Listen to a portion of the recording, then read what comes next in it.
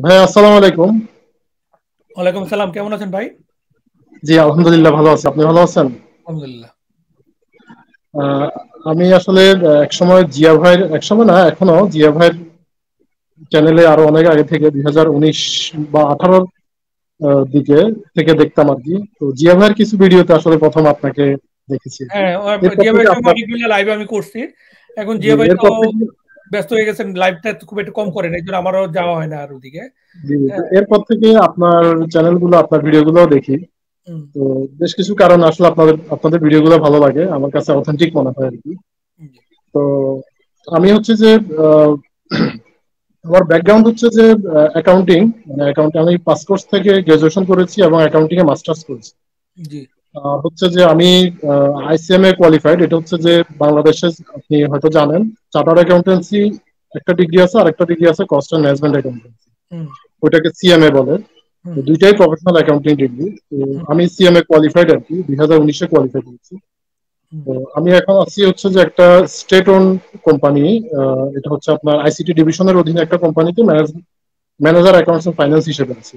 হুম, হুম, তো আমি হচ্ছে যে আসলে 2018-19 ওই সময় থেকেই হুম, মাইগ্রেশনের ব্যাপারে আমার হালকা একটু মাথায় ছিল, কিন্তু তখন আসলে আমি আইসিএম এর ডিগ্রিটা, সিএম এর ডিগ্রিটা আসলে শেষের দিকে ছিলাম। তো হুম, হুম, তো যার কারণে তখন আসলে এভাবে কমপ্লিটলি ভাবতে পারিনি। হুম, হুম, তো এরপরে ডিগ্রিটা শেষ হওয়ার পরে তখন আবার একটু জবের ব্যস্ততা হয়ে গেছে। তো হুম, সবকিছু মিলিয়ে এই তো রিসেন্টলি একটু ভাবতেছি, কিন্তু এখন যেটা হয়েছে ইদানিং আসলে পিএনপি তে হচ্ছে যে যেটা দেখলাম, পিএনপি এবং এক্সপ্রেস এন্ট্রি দুইটারই আসলে কাট অফ স্কোরটা বেশ হাই মনে হচ্ছে। হাই, হুম, আমি হচ্ছে যে আগে একদম ইনিশিয়ালি আসলে 2-3 বছর আগে হুম, হুম, ইয়া নিয়ে বেশি একটু স্টাডি করেছিলাম, এক্সপ্রেস এন্ট্রি নিয়ে। তো ইদানিং মনে হচ্ছে যে না, এক্সপ্রেস এন্ট্রি বেশ কঠিন হবে। হুম, আহ, এরপরে পিএনপি নিয়ে ভাবছিলাম, কিন্তু পিএনপি তেও আসলে দেখলাম যে আমার যে আহ, মানে স্কোরিং, আমি একটা অ্যাজাম্পশন করেছিলাম। তো হুম, সেই স্কোরিং এ আসলে দেখলাম যে কাট অফ স্কোরের একটু নিচে থাকে, হয়তো দেখা যায় যে 68-69, মানে টেনে টেনে আমি একটা ব্রেঞ্চ মার্ক ধরে হিসাব করলে দেখি যে 68-69 উপরে যায় না। তো হুম, সেই হিসাবে আমার কাছে মনে হচ্ছে যে এখন আমার জন্য সবচেয়ে বেস্ট অপশন হতে পারে একটা, ওখানে একটা ডিগ্রির জন্য। তো জি, সেই ডিগ্রি হিসেবে আমি আসলে এমবিএটা মনে মনে ভাবতেছিলাম। তো আমার হচ্ছে যে অ্যাকাউন্টিং আমার মাস্টার্স করা, আবার সিএমএ ডিগ্রি করা। সিএমএ টা আসলে পিওরলি হচ্ছে যে অ্যাকাউন্টিং প্রফেশনের একটা ডিগ্রি। হুম, হুম, হুম, তো সেক্ষেত্রে হয়তো এমবিএটা হতে পারে যে, যেহেতু বিজনেস অ্যাডমিনিস্ট্রেশন, সেক্ষেত্রে হয়তো আমি ওই এক্সপ্লেনেশনটা হয়তো দিতে পারবো যে এটা আমার জবের ক্ষেত্রে হয়তো হেল্পফুল হতে পারে। তো আমি একটু বলে রাখি, আমার হচ্ছে যে মাস্টার্স এর পরে আমার মোটামুটি একটা ভালোই 10 প্রায় 10 বছরের মতো একটা স্টাডি গ্যাপ হয়ে গেছে আর কি একাডেমিক্যালি। কিন্তু আমি ফুল টাইম জবে ছিলাম, মানে প্রায় 12-13 বছর, মানে জব এক্সপিরিয়েন্স। জি। এক্ষেত্রে যদি আপনার পরামর্শটা কি হতে পারে? হ্যাঁ, আপনার যদি এনাফ ফান্ড থাকে তাহলে এমবিএ তে যেতে পারেন। এমবিএ কিন্তু এখানে সবচেয়ে কস্টলি কোর্স, এটা মনে রাখবেন। কানাডাতে সবচেয়ে কস্টলি হলো এমবিএ, এবং এন্ট্রি রিকোয়ারমেন্টসও কিন্তু সবচেয়ে হাই। ঠিক আছে? জি, জি, আপনার আইএলটিএস স্কোর এখানে বেশি লাগে, অনেক বেশি লাগে অন্যান্য কোর্সের তুলনায়। আর হলো যে অনেক অনেক ইউনিভার্সিটিতে আপনার এডিশনাল কিছু টেস্টিং দেওয়া লাগে। ঠিক আছে? এমবিএ, আচ্ছা, আমি আমি আপনার যদি ওগুলো থাকে তাহলে তো ইটস ওকে। আর যদি না থাকে আমি বলবো যে এমবিএ এর তুলনায় মাস্টার্সে যাওয়াটা ভালো। আপনার কোর্স ফি অর্ধেক কমে যাবে। টিউশন ফি এর কথা বলতেছি। এখানে এমবিএ টিউশন ফি বলতে গেলে মাস্টার্স এর প্রায় দ্বিগুণের কাছাকাছি। হ্যাঁ? জি, জি। অতএব আপনার যদি এরকম ফান্ড থাকে ইটস ওকে। আর যদি না থাকে আমি আপনাকে রিকমেন্ড করবো মাস্টার্সে যেতে। দুইটা, এক্ষেত্রে ভাইয়া দুইটা বিষয় আমি আমাদের আসলে কিছু মেম্বার, আমাদের অনেক মেম্বার আসলে কানাডাতে সেটেল। হুম, আইসিএম এর সবচেয়ে বেশি মেম্বার কানাডাতে সেটেল, হুম, প্রায় 60-70 জনের উপরে। এরা হুম, হচ্ছে যে দেখা যায় যে বাংলাদেশ থেকে ডিগ্রি নিয়ে ওখানে আবার সিপিএ ডিগ্রি করছে এরকম। আমরা হুম, আসলে সিপিএ তে কিছু ওয়েবার পাই।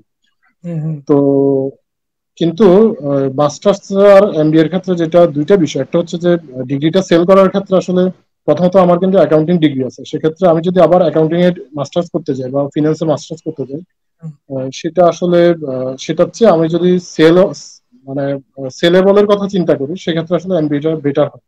না, এটা একটা এটা বিষয়। আমি বললাম, আপনি তো হুম, এমবিএ তো শুধু এই অ্যাকাউন্টিং, আপনি এমবিএ করবেন ওইটা কি বিজনেস অ্যাডমিনিস্ট্রেশন তো।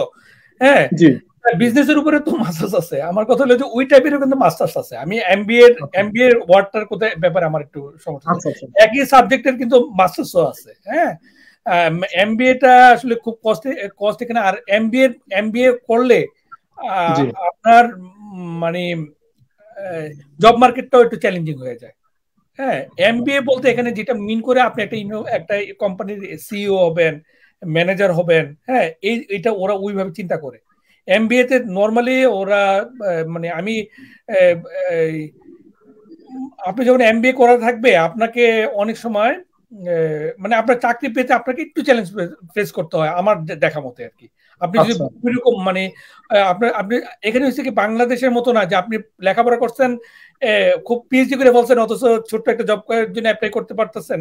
এখানে কিন্তু ওইটা ওরা আপনার মানে কি বলবো হাই কোয়ালিফাইড হইলে না অনেক সময় নিতে চায় না।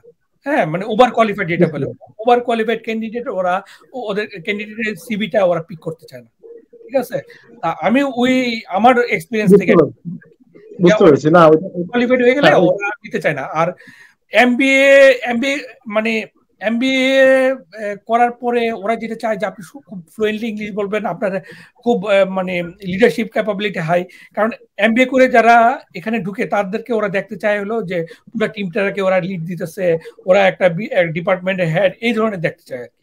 তা মানে আমার এক্সপিরিয়েন্সে যেটা আমি দেখছি। আর আমি এরকম দেখছি আপনার যে বিজনেস রিলেটেড যে সাবজেক্টগুলোর উপর মাস্টার্স আছে, তা আমি ওই মাস্টার্সে গেলে আপনি কোর্সটা কমাবে কিন্তু আপনি যদি এসওপিটা ঠিক মতো এক্সপ্লেন করতে পারেন যে আপনি কেন আবার মাস্টার্স করতেছেন, হ্যাঁ, তাহলে তো ঠিক ইয়ে আছে, ওকে আছে। হ্যাঁ, আপনি এখানে অ্যাকাউন্টিং এ ক্যারিয়ার করতে হলে আপনি ওই যে বলেন যে সিপিএ কোর্স করতে হয়, এটা করতেই হবে এখানে। সিপিএ ইভেন ব্যাংকে গেলেও আপনাকে ব্যাংকিং এর উপরে কোর্স করতে হবে। আপনাদের এই সেক্টরটি এরকমই যে এখানে এসে একটা ওই ছোটখাটো সার্টিফিকেশন কোর্স বা ছোট ডিপ্লোমা না করলে অনেক সময় মেইন স্ট্রিম জবে ঢুকা যায় না।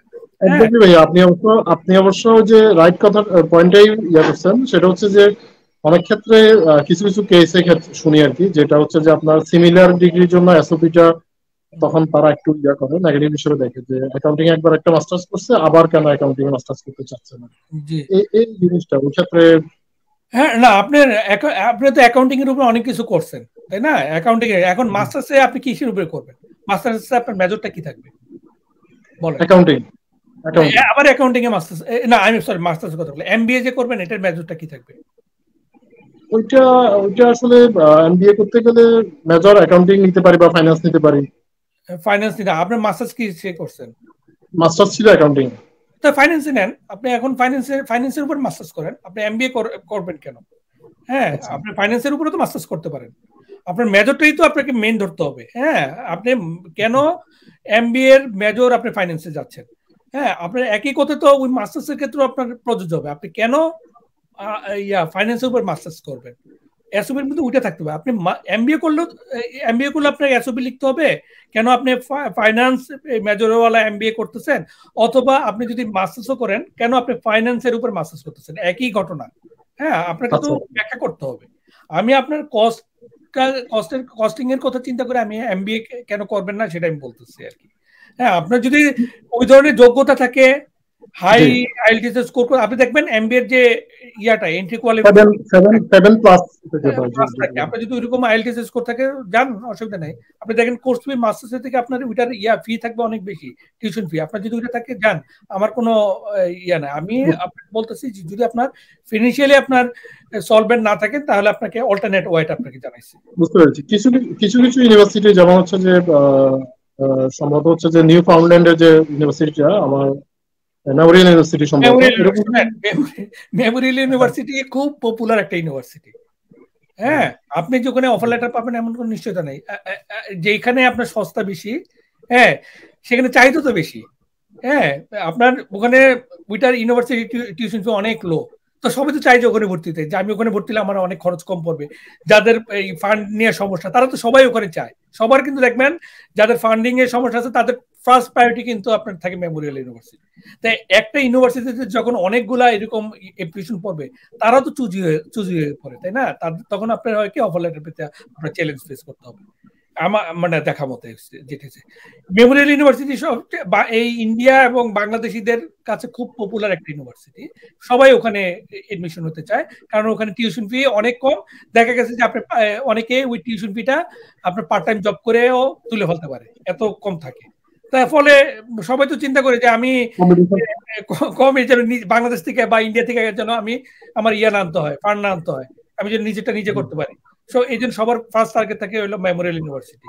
অনেকে আছে যে ফার্স্ট টার্গেট, অনেকে তো আছে যে ভালো ইউনিভার্সিটিতে পড়বে, সেটার অন্য ব্যাপার, যাদের অনেক ফান্ড আছে। কিন্তু যারা মধ্যবিত্ত এই ঘরের ছেলে মেয়ে, তাদের কিন্তু ফার্স্ট প্রায়োরিটি থাকে আপনার এই মেমোরিয়াল ইউনিভার্সিটি। আমি এই জন্য বলতেছি, আপনি মেমোরিয়াল ইউনিভার্সিটি চান্স পেলে তো ভালোই, অনেক কমই আপনার লেখাপড়া শেষ হয়ে যাবে। হ্যাঁ, কিন্তু ওই ক্ষেত্রে দেখলাম যে এমবিএ এর ক্ষেত্রে ম্যাক্সিমাম ক্ষেত্রে যেটা দেখলাম আর কি, জিমেট এর স্কোরটা লাগে, সেটা বললাম, জিমেটও লাগবে আপনার। হ্যাঁ, জিমেটও তো লাগবে। হ্যাঁ, এমবিএ করতে, এমবিএ তে ভর্তি হলে জিমেট লাগে, শুধু এই মেমোরিয়াল ইউনিভার্সিটি না, অনেক ইউনিভার্সিটি লাগে জিমেট। আপনাকে তো এটাই বললাম যে শুধু মাস্টার্সে যেমন অনেক ফ্লেক্সিবল, এই এমবিএ কিন্তু একটা ফ্লেক্সিবল না, অনেক কিছু রিকোয়ারমেন্টস লাগে, অফার লেটার পেতে একটু করে কষ্ট হয়, টিউশন ফি অনেক বেশি। হ্যাঁ, আবার লেখাপড়ার পরে আপনার কাছে ওই এমপ্লয়াররা আপনার কাছে এক্সপেকটেশনটা অনেক বেশি থাকবে, যে আপনাকে চাবে যে টিম লিডার নিতে। কিন্তু আপনি যদি দেখে যে সুন্দরভাবে এখানকার ক্যান্ডিডেটদের মতো ইংলিশে কথা বলতে পারতেছেন না, ওদের লাইফ স্টাইলের মতন আপনি চলতে পারতেছেন না, তাহলে ওরা ওটাও নিবে না, ওরা ওটাও দেখতে চায়। যারা এমবিএ পাস করা, তারা চায় যে এখানকার ক্যান্ডিডেটদের মতো সে চলে। হ্যাঁ, একবারে পুরা ক্যান্ডিডেটদের মতন কথা বলে, ক্যান্ডিডেটদের মতো তাদের কালচার, ওটাও ওরা দেখতে চায়। বুঝতে পেরেছি। আর আরেকটা বিষয় ছিল ভাইয়া, সেটা হচ্ছে যে এমবিএ বা মাস্টার যেটাই করি, এটা হচ্ছে যে আমার এখন সার্টিফিকেট ইজ হয়তো 37 প্লাস আর কি। ওই ক্ষেত্রে হচ্ছে যে আমি যদি 2 বছরের কোনো কোর্সে আসি, তো এক্ষেত্রে আমার যদি ফিউচার টার্গেট যদি থাকে পিআর, তো এক্ষেত্রে এজ এর রেস্ট্রিকশনটা একটা ব্যারিয়ার হয়ে দাঁড়াবে কিনা? না না, কোন দাঁড়াবে না। আমার কথা হলো যে আপনি যেটাতেই আসেন না কেন, আপনি যদি ঠিকমতো এসওপি লিখতে পারেন, মাস্টার্স বলেন, এমবিএ বলেন, আপনি কেন এই কোর্সটা করলেন, কেন করলে, এইটা করলে বাংলাদেশে আপনার ফেরত আসলে আপনার কি ড্রামাটিক্যাল চেঞ্জ আসবে, আপনি এই বয়সে এসে কেন এই কোর্সটা করতে যাচ্ছেন, কেন আপনার হঠাৎ করে মনে হইলো যে আপনার এমবিএ করতে হবে অথবা মাস্টার্স করতে হবে, করলে আপনার কি আপনার ক্যারিয়ার গোরের মধ্যে কি একটা ড্রামাটিক্যাল চেঞ্জ আসবে, এগুলো যদি ব্যাখ্যা না করতে পারেন, কেন বাংলাদেশে না করে, বাংলাদেশে তো এখন অনেক প্রাইভেট ইউনিভার্সিটি হয়েছে, কেন ওইগুলোতে না গিয়ে আপনি কেন এই কানাডাকে সিলেক্ট করলেন, এই তিনটা জিনিস আপনার থাকতে হবে। কিন্তু নাইলে কিন্তু আপনার ইয়া 20 কোটি টাকা থাকলেও আপনি ভিসা পাবেন না। বুঝতে পেরেছি। থ্যাংক ইউ ভাইয়া, এতটুকুই। ভালো থাকবেন, শুভকামনা রইল।